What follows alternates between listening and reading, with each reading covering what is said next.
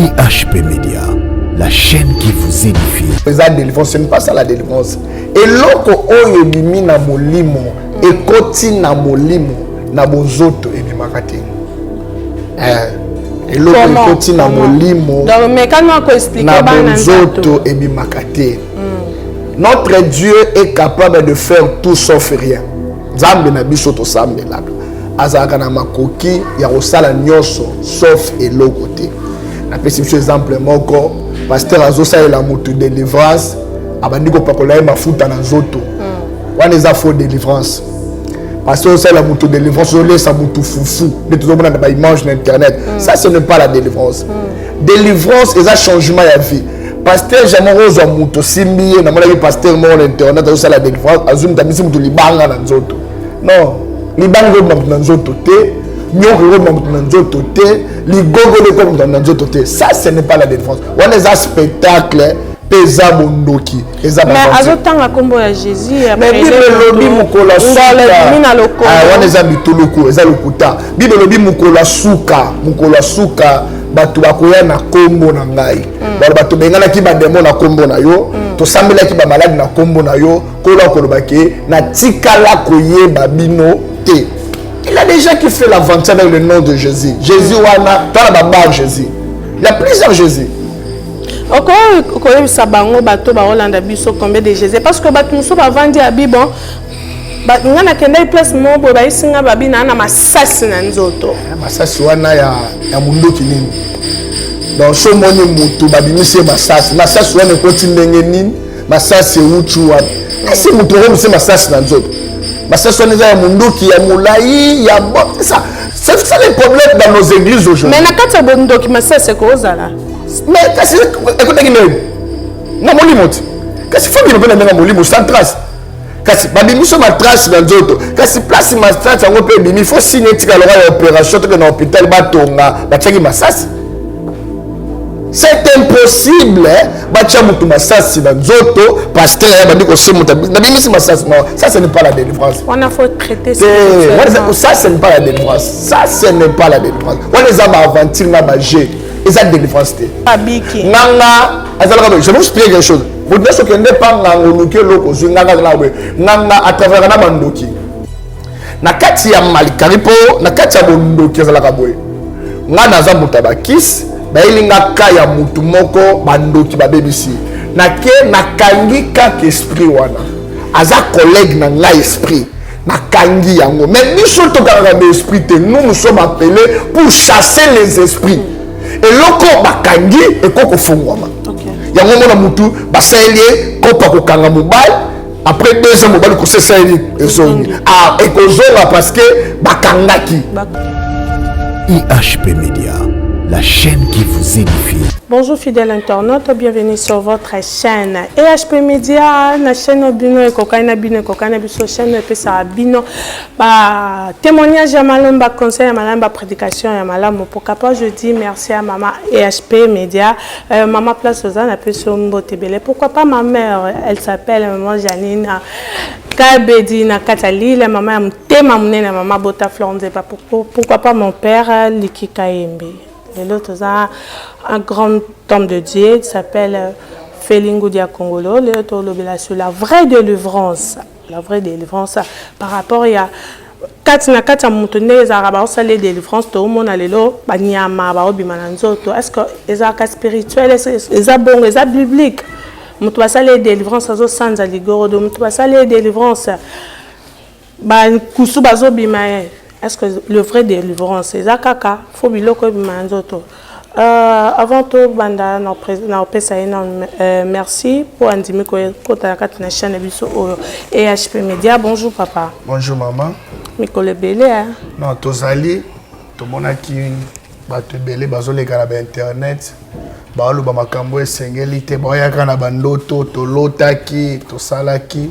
Yango to lenga soko lekate.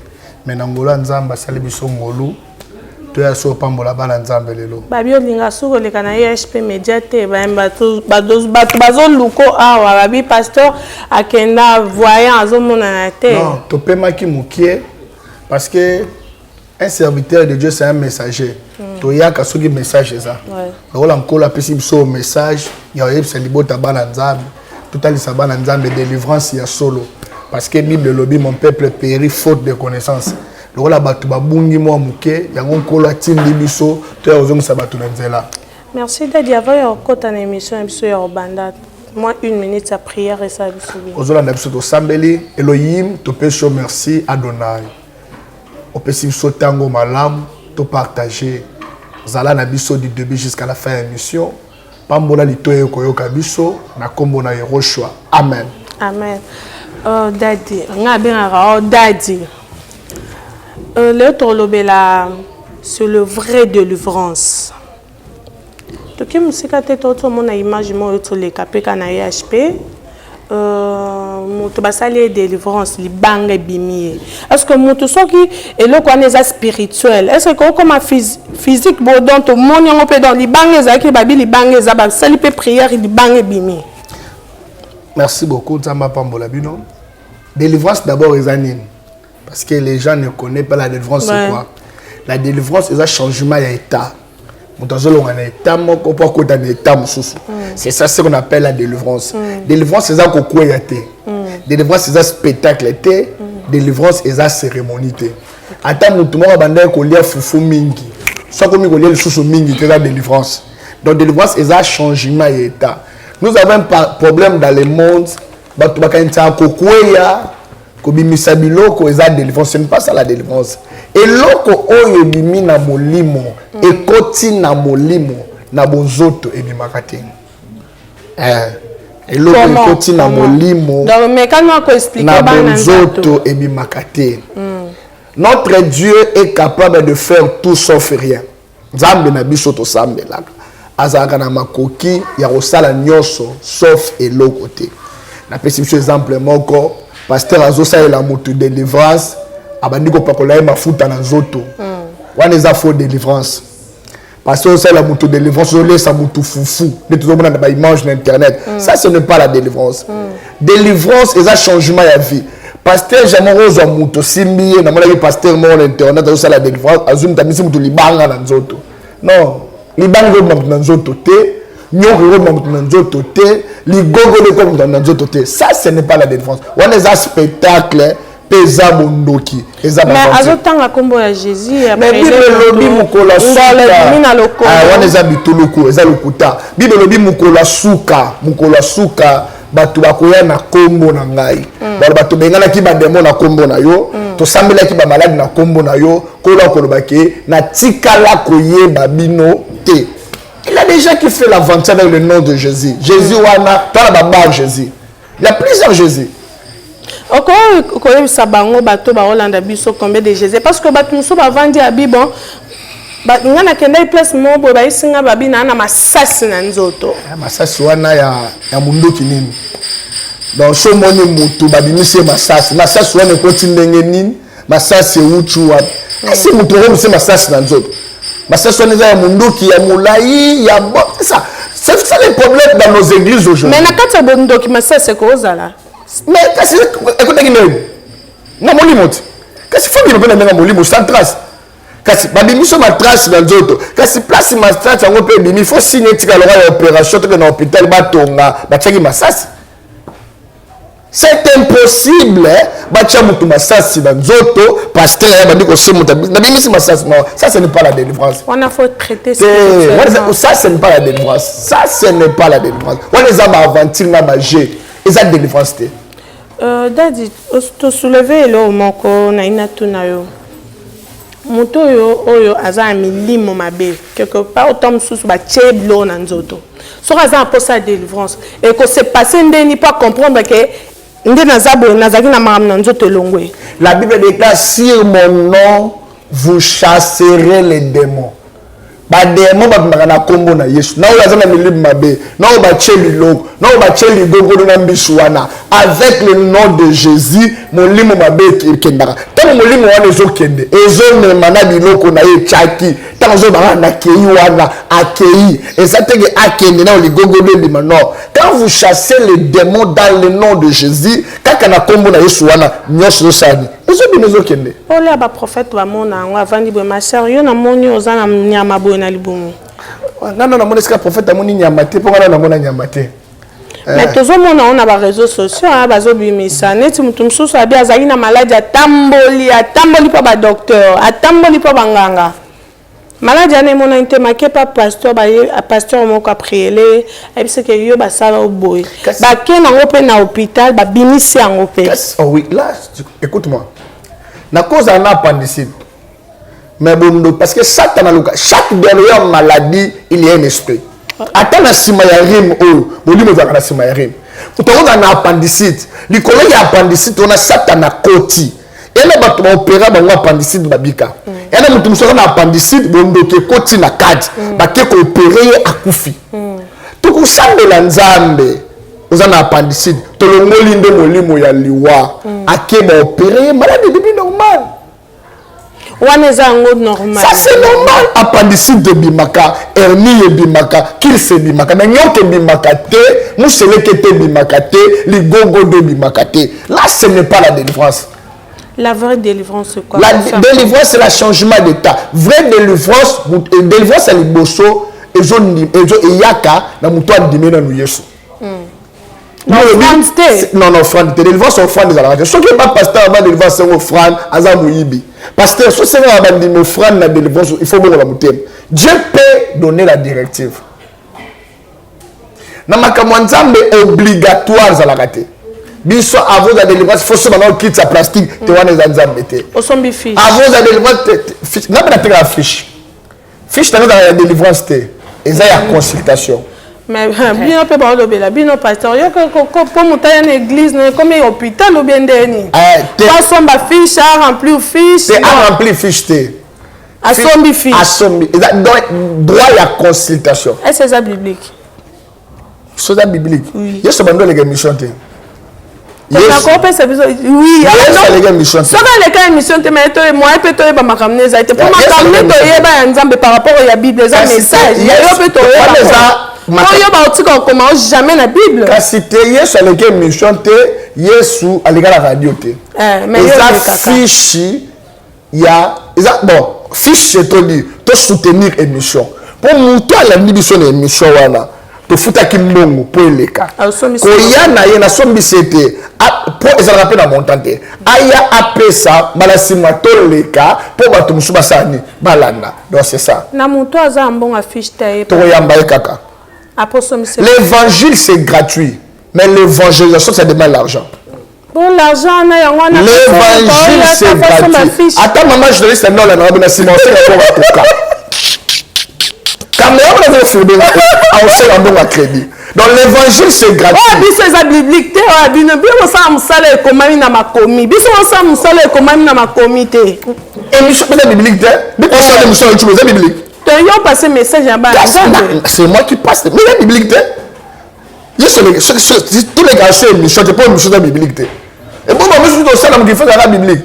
Je suis la biblique. Oh bon, ma fouta. Ma fouta c'est elle. Kosombi sabat ma fouta mutayebo oh huile divine. Bible dit que si quelqu'un malade, bakobenga basante bakoparola ma fouta et la prière de la foi sauvera les malades. Quand Bible parle de ma fouta va se marrer na mbongo. Oh bon ma fouta pasteur abandoté abandoté ka. Oh na olela tina mutu na boutique no soma musika na tikela l'église. Mais Bible o tia ma fouta pas ko abandoté. Bible ma fouta Bible c'est la ma fouta. Ma fouta faut pas se marrer na mbongo. Au communaux commerçant, papa. Oh, mais l'église, c'est la business. Ah bon? Oh, l'église, c'est la business. L'église, c'est l'entreprise. Il y a une zambe, entreprise. L'église, c'est l'entreprise. Il y a une zambe. L'église, c'est l'entreprise. Tout ça, là, ONG, tout ça, là, école, l'église. Non, tout n'est qu'à question. Il y a deux mondes en zambe. Deux mondes en zambe. Na mona été mélandima pour battre la biso comme on est. Donc c'est que l'église est à pasteur. L'église est Nzambe. Naza ambassadeur ya Nzambe. Je suis ambassadeur de Dieu. C'est l'église dans boutique. L'église est boutique. L'église a eu bien Nzambe. L'église est Nzambe. Babi Nzambe quand on a quatre églises à panza pour banda teka. Yo teka. Je teka te. Bosani. To sunga batu. Olia kene na coin. Asomora na porte église au tekate. D'ailleurs someza au tekate. Église ya Nzambe. Mais biso to ba représentant Nzambe do mona Nzambe. Kasi beaucoup souvent na ndako to Nzambe kitachelanga liboko. Tanto prière peut-être kuna koma Nzambe on anda ko peto bika. Ça pe na tanga kombo na o. Mutake na église ta ke lola te. Saleza na kati église, saleza na ndako te. Ah bon? Saleza na ndako te na kati église. Merci beaucoup bana EHP Media là tozaki na dadi. Dadi to komi presque place à matin à mon quoi édifié bateau mais to loba par rapport ya bateau bazana baka omso bakenda pa banganga bakenda partout bazo tambola pona rotalisa ke nazama maladi babimisa biloko conseil nyoko pesa ba on va continuer ou bien oyebisa ba ondeni bateau bakenda pa banganga omisa biloko banganga na balia bino mbongo ya pamba c'est loko na yemoko atie na ndenga mystique abendi otikala mozola ngo délivrance te yango comme preuve église wana ba tout ka ba misa ko libanga na likolo lobo ga likolo kasi ba misa go nyoka obela kaka ça on appelle ça des gènes des esprits et délivrance c'est ça que te délivrer mutulelo polobi azonga lisuna même non délivrance ya Nzambe son kola kangoli mutu kola kangola mutu libela azongi na bon état c'est ça ba tunyo sobokenda ba misa ngelo non eloko na nzoto ya mutu bima ate au cas où mutako sanza na se ya délivrance asanze les biso fufu aliaki asanze biloko lia mais mutako sanza ligogo doté akoro sanza mpct asanze buté là ce n'est pas la délivrance bana Nzambe no sozo la nanga. Première délivrance, c'est la connaissance de la parole. Bible, vous connaîtrez la vérité. Et la vérité vous affranchira. Et cette vérité-là vous rendra libre. Yo landanga partout dans le monde. Délivrance, ça qu'on a dans Nzambe ya solo. Ce qu'on a dans Nzambe ya solo, au commis délivré. Parce que si tu as la connaissance de Dieu, c'est que tu as déjà la délivrance. Quand il y a Nzambe malamu, les âmes de délivrance. Et nous avons un maillot au lieu qu'il y a Nzambe malamu. Les gens vont pour ça un spectacle. Bima na kati ya spectacle, bima na biyoka yoka, on a l'otaki, na kufaka na stress. Ça c'est pas ça. Et ça, on a dit na vie, on a dit connaissance, il y a vrai dollar. Liboso faux dollar, on va rater. Yeba Nzambe, yamba Yesu, lokola mokonzi pe mobikisi. Bible dit si quelqu'un vient à Christ, il est devenu une nouvelle créature. Nous sommes tous les Yesu de délivrance. Avoir Dieu, c'est déjà la délivrance. Donc nous tous nos choses là nangai. On a pour ça délivrance il y a solo. Yamba Yesu. Cha Yesu na centre ya vie na yo. Cha Yesu na première position à vie na yo. C'est ça la délivrance. Bon moto akenda de pa banganga ajupe délivrance. Te wana la paix basali papa biki. Nanga azalaka je vais vous expliquer quelque chose. Vous devez se kende pa ngangoluke loko zinganga lawe. Nanga à travers na bandoki. Na kati ya malikaripo na kati ya bondoki azalaka boye. Nga naza mutabakis ba ilinga ka ya mutu moko bandoki ba BBC. Na ke nakangi kaka esprit wana. Aza collègue na nga esprit. Nakangi yango. Mais biso to kaka ba esprit te nous sommes appelés pour chasser les esprits. Et loko bakangi ekoko fungwama. Okay. Yango mona mutu basalie kopa ko kanga mobile. Après 2 ans, mobile ko se saeli ezongi. Ah ekozonga parce que bakangaki. Parce que zandoki a coopéré na moninga ndoki. Mais biso ya Nzambe to benga naka. Muto ba benga neza poisonga te. Batiso ba ndebe panga la kope simbi te ekozonga. Vrai délivrance c'est pas ngate. Eza ko pakola mafuta te, eza ko yamba Yesu. Avoir Jésus dans la vie, c'est déjà une délivrance. Yo zolanda biso, makambo zo simbate, musale zo simbate, olukaka mukanda ozwakate, otambola partout. S'il y a moyen, il y a kozwa vraie délivrance. Yamba Yesu. Attache-toi avec Jésus. Après avoir ko yamba Yesu, il faut avoir une bonne adresse. Nous avons un problème aussi. Batebele ba okene livre pour ba pasteur. Batebele ba okene livre pour ba pasteur. Si tu as un mauvais pasteur, on a 80% vie chrétienne au yebeba. Cause on a pasteur à mabé. Et comme nous sauver na yo parce que toi ba pasteur à mabé, après ça mundi enseignement mabé, ate akaye Yesu mabé, ayebi chaque gens na ngo mabé te. Pasteur on a pasteur amela masanga na bandimi na ye, pasteur asala kindumba na bandimi na ye. Donc c'est ça. Donc si tu es dans une mauvaise adresse, Et ça participe à la délivrance. Question mon c'est l'émission mon pasteur Richard na pese mbote place azana lemba salongo papa totanga kinaye ba sala nzambe o to mona ki to bazaka kala parce que biso zaka bana ba musée dina bala ba papa mbiye bazaki na réputation moko ya mabete mais lelo ba pasteur ba yesima to ebite o pe au moins nga père spirituel na nga muto tellement zotala père spirituel nena ye. Ils ont signe à temps de la fin quoi.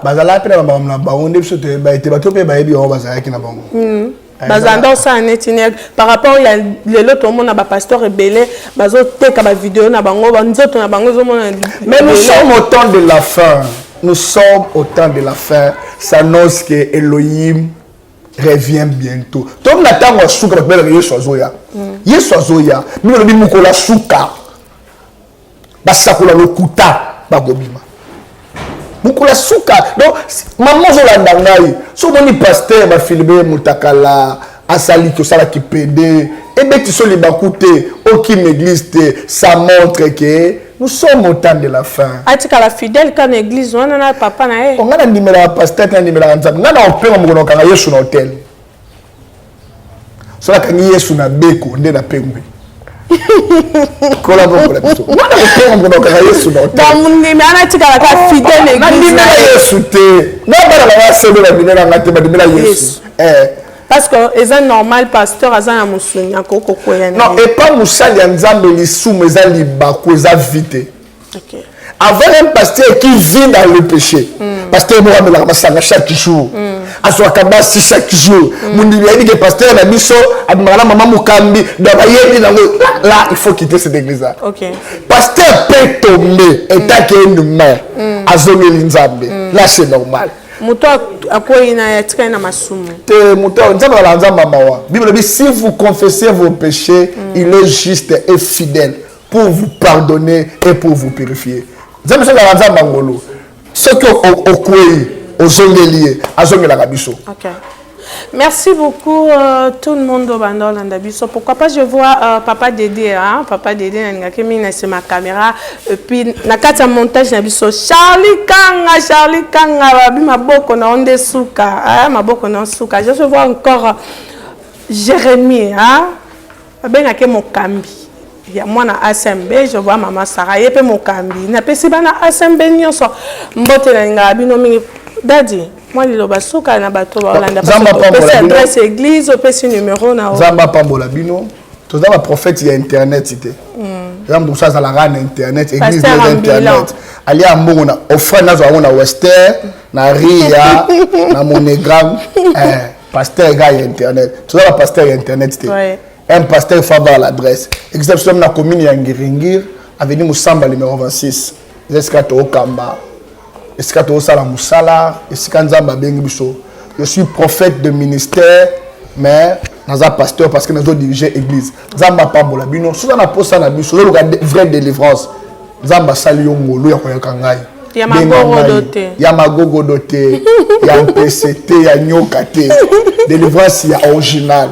Benga biso tukosambela. Ongai balakela mabe okenda na ndako nganga basukola yo bapakola yo mafuta benga biso plus 243 89 57 86 252 plus 243 89 57 86 252 wana eza numéro na nga moko le prophète Feli benga biso tokosambela pona yo nzambe na ngai asala yo ngulu ozo vrai délivrance te ba lo moko yeso alingeya so moni prophète mon na TV na internet bandi bilobela o nga na sala abungi déjà nzela apôtre Paul a dit quand les fondements seront-ils renversés que feront les justes. Donc nzamba pambola bino na pamboli bana nyoso ya ASMB. Je bénis mon pasteur que j'aime beaucoup, le bishop René Kongolo. Nzamba pambola libota mobimba ya ASMB. Déjà babwa kibino nzamba pambola bino. Donc ceux qui y soyez te to kuta na lisusu. Merci beaucoup. mingi berger Jérémie alinga batanga komone batanga komone Jérémie batanga ka komone mwana SMB babi yem tazo bate biso donc après dadi donc que Dieu vous bénisse on alinga bino mingi le lopenda tozaka wa tosuki awa ma avant to clôturer émission biso dadi moi prière pour to banana prière pour to succès na prière Nzamba pambola bino Nzambe apambola bino église na biso na Ngiringir eza ASMB na kati église a to na vraie délivrance babeli babikaka bakoka batambolaka ba aveugle ba monaka donc nous avons un Dieu Seigneur na pamboli mutno sa ndi biso Bible dit la foi vient de ce qu'on attend avec de la parole mutno sa ya ambi biso ndenga yoki o liteo ayoki et même la délivrance na vie na ye pambola mutno so ko benga pambola mutno so yoki pambola pe chaîne na biso na kombo na Yesu amen amen IHP Media, la chaîne qui vous édifie.